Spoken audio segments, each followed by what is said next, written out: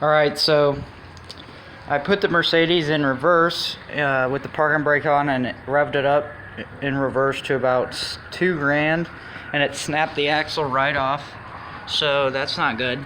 And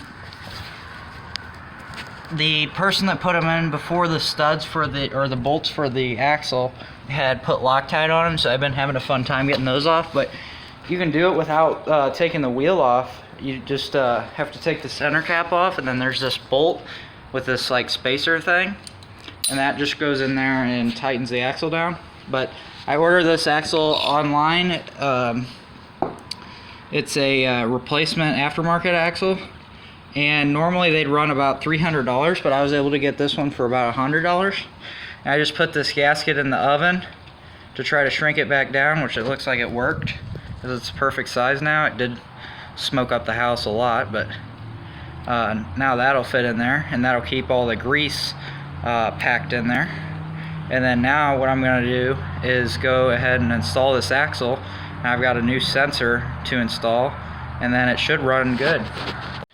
Alright, so back here on the Mercedes, put a new over voltage protection relay in because I found out that the cold start injector cold start valve was getting 1 volt, so it was not a ground issue, but it was a positive issue, which the only thing I could think of was this. And I also found out that from us tampering with this thing, you can see it's broken off the mounts now because it requires so much force to press it down on there, but it got it back in. Basically, this unplugs the whole engine harness. I'm not actually going to turn that, but that turns all the way around to off, and then turns off the whole engine. But you can see that over voltage protection that I put in. That's kind of a universal part. And yeah, it's got all the stuff on it right now. Just put on this little spark plug wire holder, looking clean. Got to paint the valve cover still, but everything's pretty much together. And now I'm going to go ahead and see if it'll start. Oh, and by the way, these things pop apparently when you put jumper cables on the car. So yeah, that's why I replaced it, because we definitely put jumper cables on the car.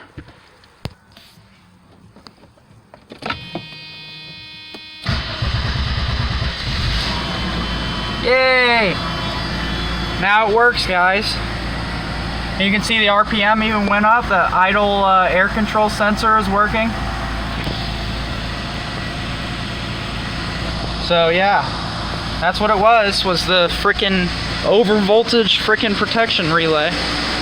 Now it's got that cold start valve working, it's spraying. That's a $400 part, by the way. That stupid little injector. It's even running perfect right off the start, burning all the oil off the headers. So now I've got to turn the idle back down probably, because now it's going to be too high, but at least it starts up fine now. So yeah, now I'm going to take it for a drive.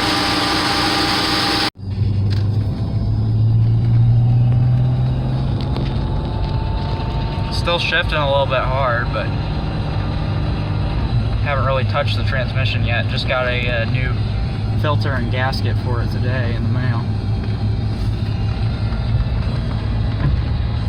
Shifts really hard. And the tie rods are still messed up because the auction guy with the forklift bent the tie rods. Oh, and we unlocked the radio too. The radio had a special password that you had to type in, and we got that fixed.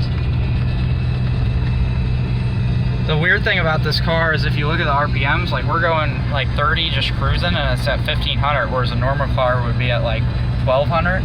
Not a four banger, but like a like any other car. And then you can hear, I don't know if you can hear, but the brakes, pretty bad brakes. It's got a lot of noise.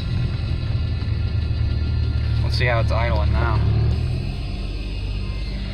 Yeah, we definitely need to turn the idle down, because the idle air mixture thing is starting to work now, so now it needs to go back down. So shouldn't have done that with the idle.